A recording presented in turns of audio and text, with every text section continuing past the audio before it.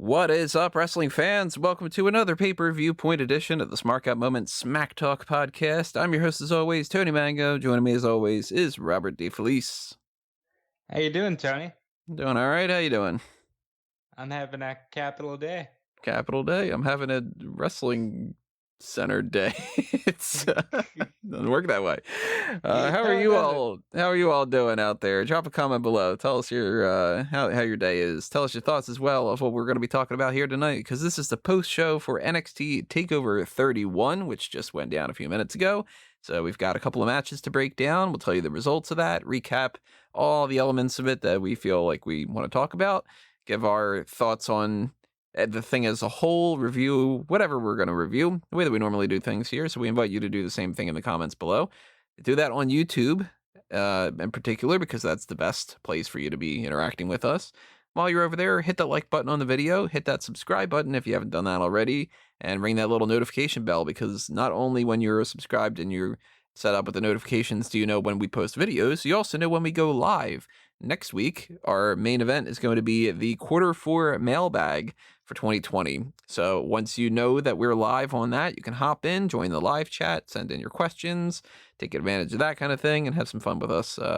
Wednesday around 3 p.m. Eastern is our goal right now. If it changes, you'll find out more about that on Facebook and Twitter at Smark.Moment. You'll find it on facebook.com/group/the So stay tuned. Send in the mailbag questions ahead of time if you want to take advantage of that.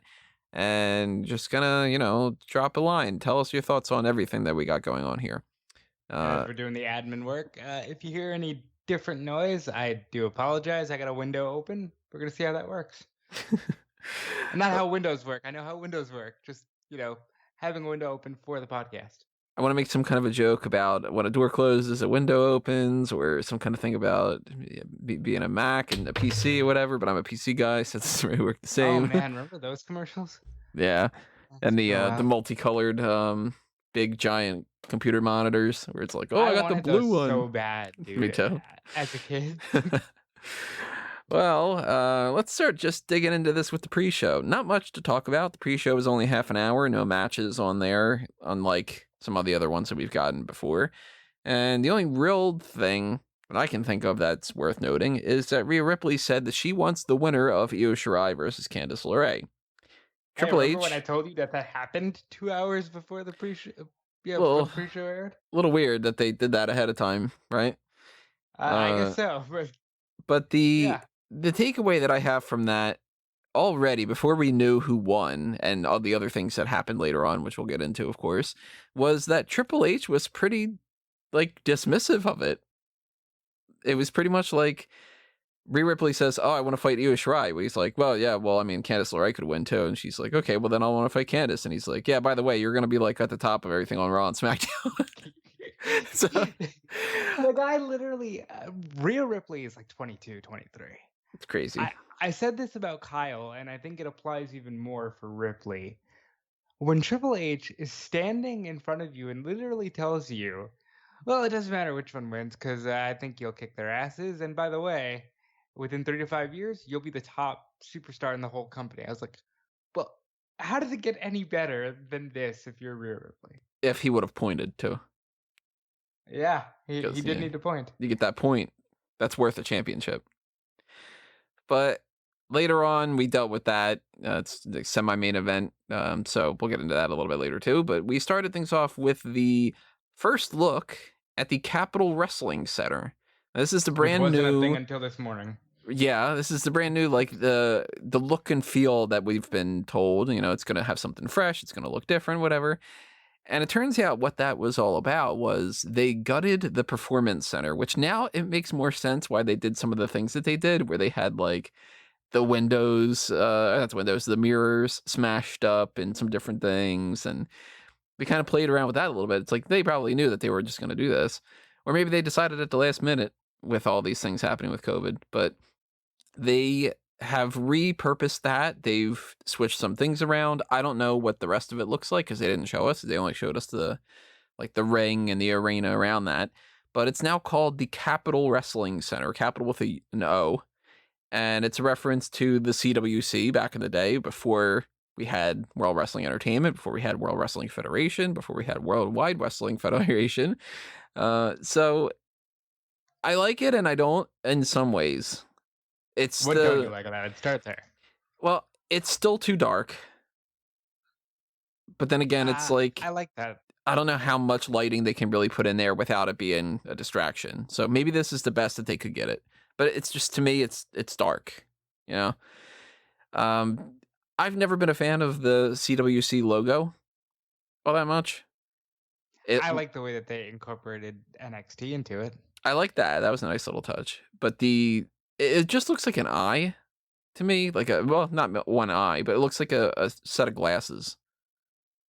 And I don't really know about that. Like, it's not a big deal. It's not like I'm sitting there going, oh, I'm not going to watch WWE anymore. Because it's a little stupid thing where it's just like, not a real big fan of that logo. The name is something that's kind of neat. I don't really love that I'm going to be saying the Capitol Wrestling Center from now on, because it doesn't seem like it's as WWE related as the WWE Performance Center. But then again, if they don't want people to really know that it's all like performance and whatever, maybe having it as the Capitol Wrestling Center is a better name for it. I think it's cool. I saw a lot of ridiculous criticism of this for no reason, for just like, oh, who is this appealing to?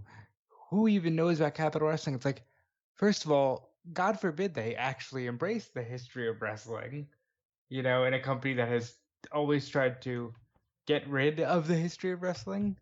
And specifically coming from people who love AEW, Cody references the National Wrestling Alliance like at least once a show, whether it's, Sean Spears has a black glove. Hey, remember Barry Windham had a glove?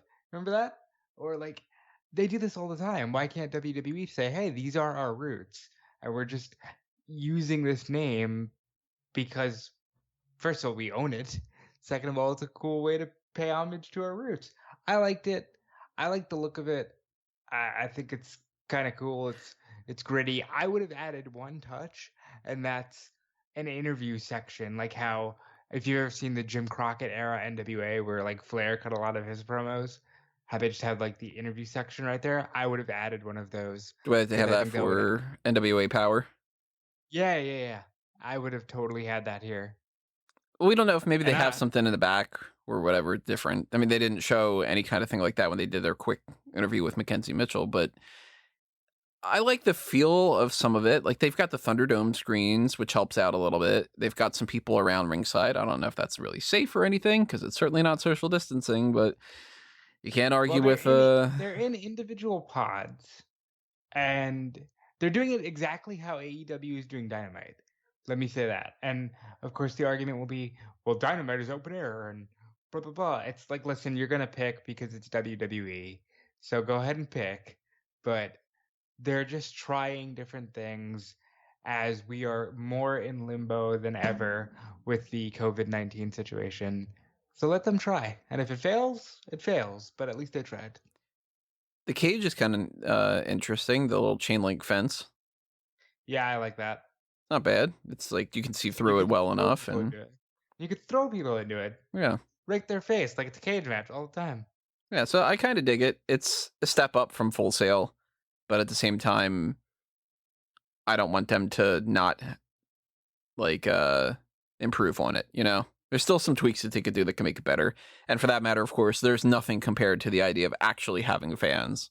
So we'll see. At least it's something different for now. Maybe in a month, I'm sick and tired of it. Maybe in a month, they change things. And maybe in a month, I realize that it's even better than I thought that it was. But it's a thumbs up, at least for tonight. Maybe in a month, COVID. Who knows? Maybe that asteroid hits us and we don't have any kind of problems to deal with anymore. But that's right. We started off beyond that with the first match of the North American title on the line. Damian Priest successful in retaining against Johnny Gargano. Really good match. Solid from top to bottom. I like the Razor's Edge on the apron. I was a big fan of the spot where Priest jumped onto the outside and took out some of the security, so Gargano used that distraction to low blow him, and then that was a kick out, because I was like, oh, it's the end of the match. So they got me on that one. I liked it. Got me too. This is my bi-monthly or monthly or one of those calls for WWE to stop telegraphing the kickouts by saying, "This is totally the end of the match and it's over here." I hate when they do that because it's not. But good match, best I've seen Damian have so far. Gargano is always solid, but it's getting to that point where what's left for him to do? Mm-hmm. There really isn't anything left for him to do. Except go to Raw and SmackDown. Go ahead and do it. It might be time. Draft is coming up. It really is. WWE tweeted who should NXT draft first, and then they got rid of it. So, move on from there. Let me just quickly plug the idea that we've got the like button on the YouTube, and if you're liking this more enough that you want to make that a little extra, then hit the applause button, because that is the best way for me to go, wow, you actually really like this, because you tossed a couple bucks our way. Another way to do that is to join the YouTube membership, and another way is the Patreon, patreon.com/smarkoutmoment. As I mentioned before, we got the mailbag coming up, so if you want to take advantage of the mailbag priority tier, then go ahead and do that. But maybe you want us to do something in particular that we haven't done in a while, or we haven't done at all, or you want us to focus on a topic, do some special gimmick or a feature of some sort, that is part of the Pick Your Poison tier. Even if you don't, $1 goes a long way. $10 and up gives you access to the dark casts. And we might have a dark cast coming up where we start trying to pick who should go into the qualifying round of the Champs Giving tournament, because that's popping up in the next 2 weeks. So we'll see when we get a chance to record that, or maybe I'll just throw a whole bunch of names in there. I don't know. But check that stuff out. Patreon, the applause thing on YouTube, the join little button, all that stuff. Lots of buttons. Click around. Just don't hit the unsubscribe button. That's a bad button. Or the thumbs down button. Don't do that one either. Yeah, no bad buttons, all good buttons. Just all the good buttons. Kushida against Velveteen Dream was next. Another solid match. No complaints, really. Velveteen Dream dressed up as... Or after the commercial? This was before.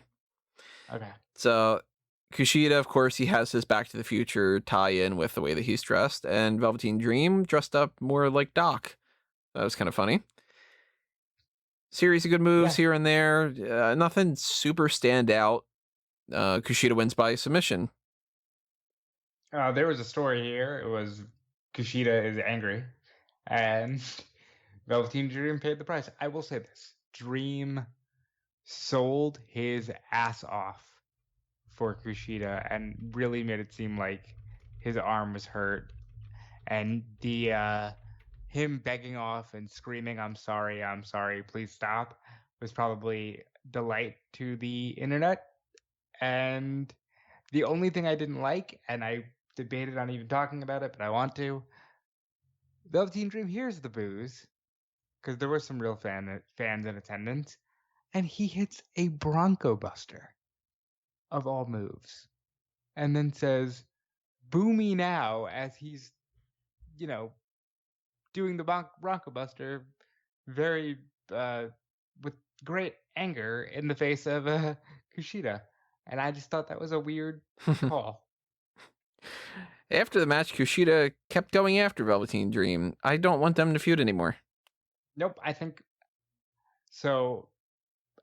this is them writing Dream off. I could be totally wrong, but he got injured and he's going to just go away for a while. I could be wrong, but I'm going to go with what my gut says. I know some people were like, that means Kushida turned heel. He didn't turn heel. No, they didn't.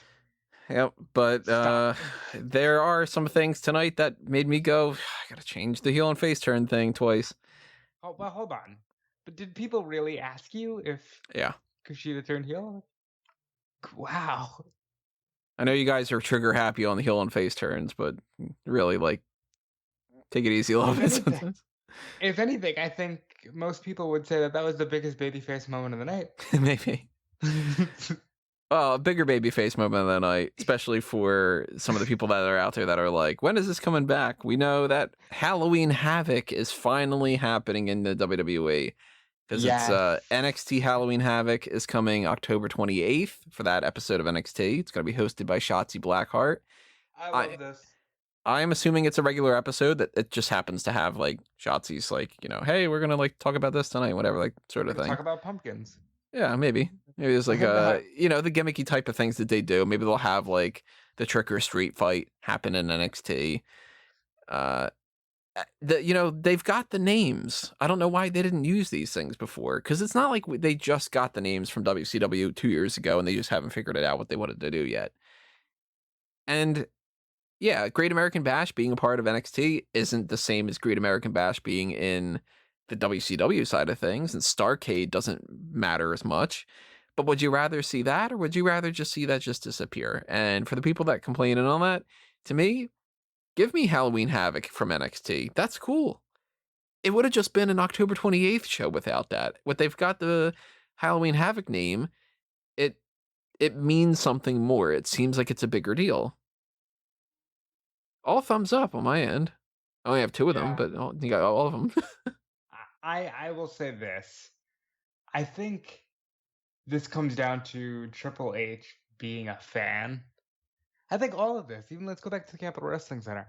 I think all of this comes down to Triple H loving wrestling and wanting to celebrate wrestling. I think it's a no-brainer to me. And Bruce Pritchard said this right before they had done the first War Games.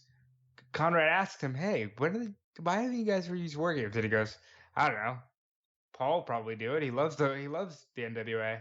And you've seen that. Like, he's done Great American Bash. He's doing Halloween Havoc. Like, you own the shit. Just have fun. This is fun. This is awesome. And Shotzi Blackheart could totally host a horror show, like late night B-movie horror stuff. We're going to get her dressed as Elvira? Yeah, I think.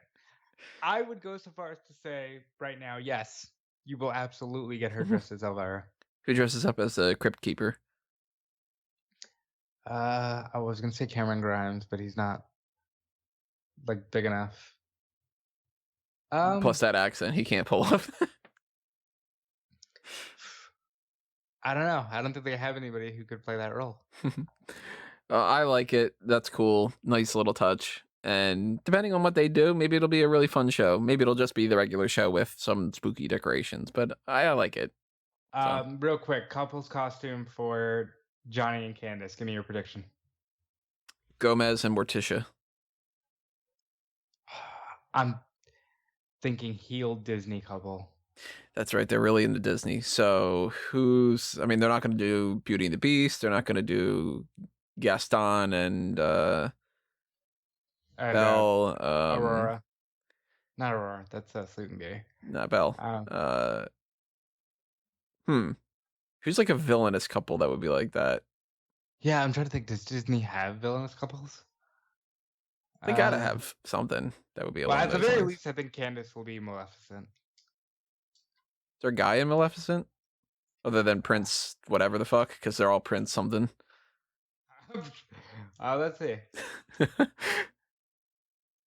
Yeah, so there's not really any villainous Disney couples, and I think that's a shame. Then you know what? Then they go full-blown babyface, and it's just Aladdin and Jasmine or something. I don't know. He could be Hades. That'd be fun. But if they're not a Disney thing, then I think they're Sean and Sherry. Oh, that'd be really good. I like that. Yeah. So that's my pick. Sean and Sherry for Candice and Johnny. Maybe Triple H and Stephanie. You know what? That'd be funny. Yeah, I dig it. So that's a positive thing. My lowest point of the whole night was actually the Cruiserweight Championship match. That says something, because this was good. Good match, and it's like, for that to be the low point, that goes to show you how good of a show this was. Not my pay-per-view of the year, but still, I mean, you get a rock solid thing, a rock solid thing, a rock solid thing. It's hard to complain. So my only real complaint was Santos Escobar wins again, and ultimately it just means that this was just another repeat. The only thing that changed in this was now we know for a fact that Tahuti Miles, when he switched over to Ashanti the Adonis, is a babyface. They've been kind of toying around with that a little bit here and there. They've been booking him kind of as a babyface, but not sticking to it. And now he came out to help out Isaiah Swerve Scott afterward, he cut a promo talking about how he hasn't been enjoying seeing Legado del Fantasma attack people and that kind of a thing. So it's like, okay, well, now we know he's a babyface. Other than that, it's just that Scott lost again. So I felt kind of blah about that. The match was good, but the match wasn't anything that I felt I needed to see because we've seen it before. And since we're so happy that everything got done so early, ultimately, I'm like, you know what? I would have been fine if they didn't even have this. If it would have just Yeah, ended but they needed 20 this. minutes That was earlier. because they didn't have a tag match. Maybe that's why they put it in there. Maybe that was the original game plan.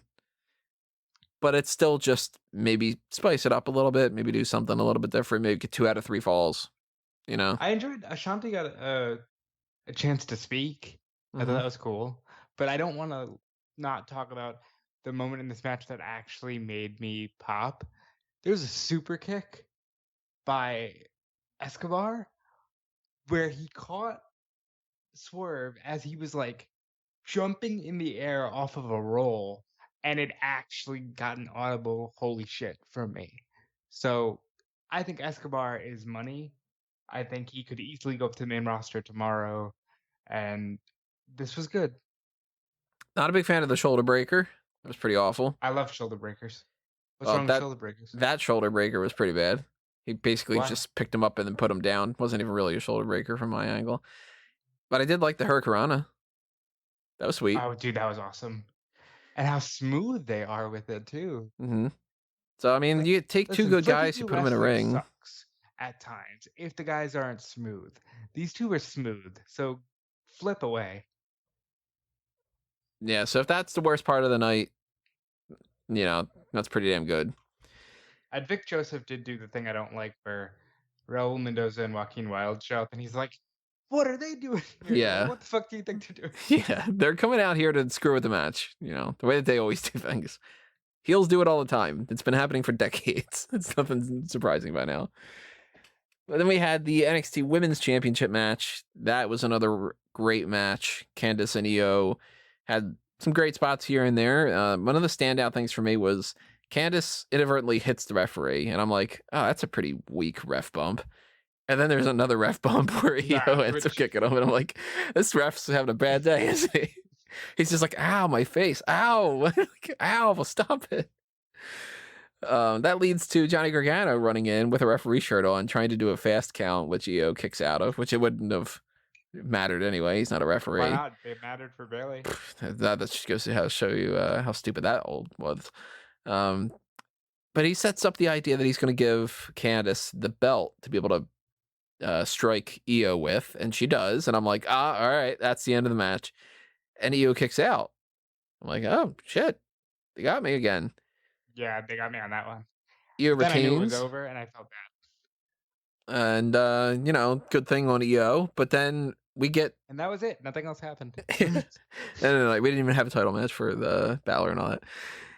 It turns into Toni Storm popping up on the screen saying that she's back, she's in NXT, and she's basically putting the division on notice. And it was like, oh, okay, that's kind of neat. And then immediately right after that, they go into the whole person on the motorcycle who was teasing that they were a former champion and whatever. And it's Ember Moon. So there goes the idea of Candice winning, because she's not going to win at this point. She would have won tonight. And Rhea Ripley wanting the winner. Well, you set up Toni Storm and Ember Moon. They've got more momentum on their side than Rhea Ripley does. I don't think that they should bother with this Rhea Ripley thing. I think that this is another mistake for Ripley. She can have the match on Wednesday and then go to SmackDown on Friday. But she's going to lose, and then that's just one more. She has to lose, so it's like. She doesn't have to lose. Well, what is she going to win by DQ? Somebody can lay them both out, and it's no contest. It's still not a good thing for her. Like, you figure what's happened for her this year. She came in, said, I want to fight Charlotte at Mania, and then lost the title, cried her eyes out, disappeared for a while, lost her rematch, which the title changed hands by her getting pinned, and then she just kind of like has been fucking around for a while. She should just go up to the main roster just fresh. They shouldn't have to have her lose again. Or no contest or that kind of thing. Hunter Like, Hearst Helmsley said she would be the top WWE superstar in 5 years. She's having a fine year. You know, I think she's she'll having be a all right. crappy year, I think. What has she A bad done that's been bad positive year. this year other than the We've fact all that, had a crappy year. I think like she's clearly money. well, if they don't lose track of that, but how many times have we seen in the past where people have been, oh, you can't screw up this person, and then they did. They're not giving her much to work with, that's for sure. And they're working against pushing Rhea as opposed to letting her catapult herself up. Like, they've done no favors to Rhea Ripley from the moment she lost at WrestleMania. Ever since then, it's been a poor attempt to keep her around as opposed to rehabbing that loss. And really, there's no way to rehab that loss unless she beats Charlotte for a championship at a big show. Everything they've done since then, where she loses a tag team match, where she fights somebody and she beats Aaliyah, like, that doesn't matter, So I think it's a mistake. I think that they should have just rolled along with Toni Storm and Ember Moon and had the those two and the champion in the mix. And I feel bad for Candice too, because she's lost every, like, she's got to win the title now type of situation. My one gripe with this show is Candice is lost in the shuffle, and she might as well just go to the main roster. Candice and Johnny should just go. Like, They I know they should. love NXT, so they're not gonna go, but they should. They should. Rhea There's Ripley nothing else to do. should. And we should switch up Velveteen the roster Dream around a little should. bit. If you're gonna keep Dream, and I said this on Wednesday, I'll say it every single time. If you're gonna keep Dream, he should go. I feel like some of the stalwarts need to go. That led to the NXT Championship match. We got Finn Balor Very against. quick show, guys. What are we up to? Like 15 minutes here? Yeah, pretty much. That took into that. Kyle O'Reilly looks strong. He ultimately loses, but we all knew that was going to happen. Finn Balor wasn't just toying with him. They were having a really good, even contest, which, of course, I'm a big fan of. Thumbs up. Wasn't match of the year, but I liked it. You put two men in a ring, they know how to wrestle, and they wrestled, and it was a fucking banger. Yeah. Go watch it. The end. It's a winning recipe. It's kind of like you take peanut butter and you take chocolate. You put it together. What do you got? You got a good fucking thing. Because peanut butter is good and chocolate's good. So Reese's is amazing. Reese's peanut butter cups, amazing. Nutrageous is a little bit better though. They got a little bit more going on. Take 5 too. Real quick, best candy bar. What is it? Cookies and cream. No, I'm a fan of it, but nah, I gotta go with my Reese's. Well, hold on. You said candy bar, so I was thinking rectangle. I mean, if you got to go like a bar thing like that, then I would say an underrated thing, Mr. Good Bar. Oh, they are good. I also like Bar. not Milky Way. Three Musketeers. You ever have that Oreo one? Oreo Three Musketeers? No, just a regular Oreo bar. If you haven't, eat it. It's good. The Amazing Bar is good. Don't think I've had it, bar? but it's just the M&M. It's just a chocolate bar with M&Ms in it. Oh yeah, I like that one. Yeah. Again, can't go wrong. M&Ms are good. Chocolate's good. You put them together, you got a winning recipe. Just the same as Kyle O'Reilly and Finn Balor. And that was it. The end of this was Ridge Holland showing up, and he's got Adam Cole in his shoulder, and he just dumps him over the barricade. Which I'm like, huh. So Ridge Holland was in the Stepping Stones to Moon Man match on Wednesday, and I thought he was going to beat up Cameron Grimes, and now he's beating up Adam Cole. They've been playing around with Ridge Holland for a while. Like, he's been fighting people on NXT UK in a way where it was never really clear if he was babyface or heel, but he was leaning more towards babyface.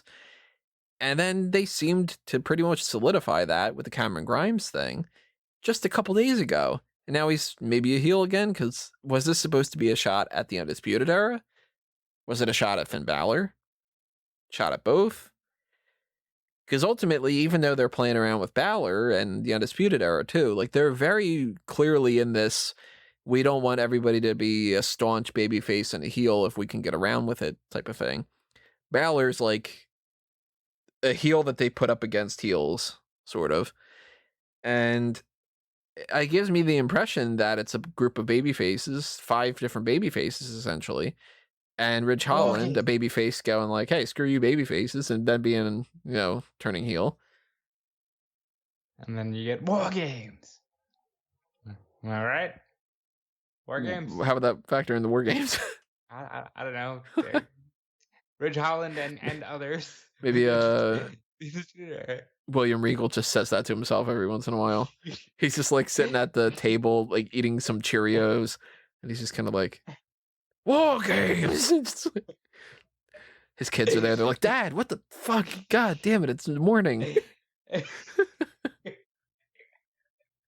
Especially because Regal's so like, when I'm going to talk very low when I'm just normal and whatever. Like, it's just, I think that this person's going to win this match. War Games! It's just like... All right, that was it. I don't know how to feel about it, but I'll let it play out on Wednesday before I make any judgments. I've liked Ridge Holland so far. If we get Ridge Holland versus Finn Balor, I'm sure Balor retains, and that kind of sets Ridge Holland back. If we get Holland against the Undisputed Era, that's a little one-sided, 4-on-1, but I don't know how that factors in. We got Dexter Lumis this past week, kind of just hanging around. Maybe he's back. Maybe that factors in somewhere. I don't know. But some interesting things going on in NXT right now. And of course, over the next 2 weeks, we're going to get the draft, which is going to shake a couple things up. Now we know that Never Moon's back. We know Tony Storm is back. Yeah, kind of fun. And for this, it's a throwaway show. It's not all that amazing in some ways, but it was good. I enjoyed it. It's quick. Got out of the way. Thumbs up. Dude, we've been talking for like 25 minutes. Like, we joke around on episodes longer than we've talked about the show. This was good. Hot tags are 2 hours long. I want to do more like this, but we're just like, I had fun. Did you have fun? I had fun. Okay, good. Yeah. So.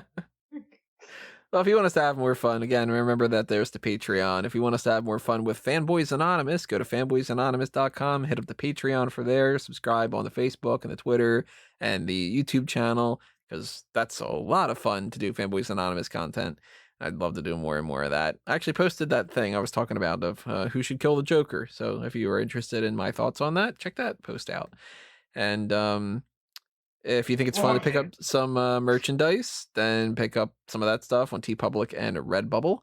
And you could do that for Fanboys Anonymous. You could do that for A Mango Tees. You could do that for a Smark Out Moment.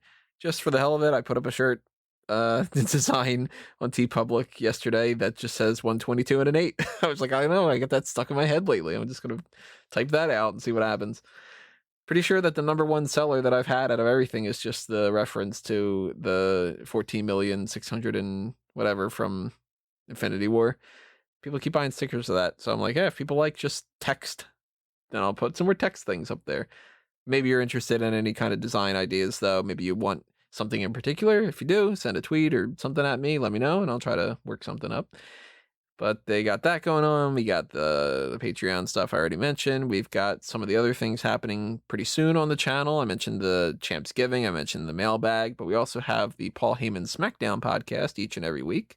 Rob's part of that, as well as Callum. So fill them in on what that is if they don't know.